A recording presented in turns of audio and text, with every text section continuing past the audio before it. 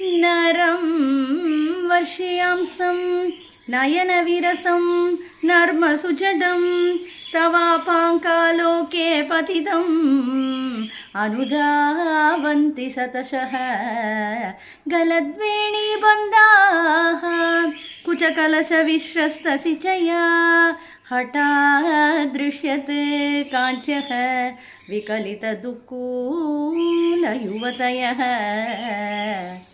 क्षितौ 55 द्विसमतिकपञ्चाशत् उतहे खुदासे 62 चतुरधिकपञ्चाशत् अनिले दिवि 33 मनसि च 64 इति ये मयूकाः देशामभ्युपरि तव पादाम्बुजयुगम्।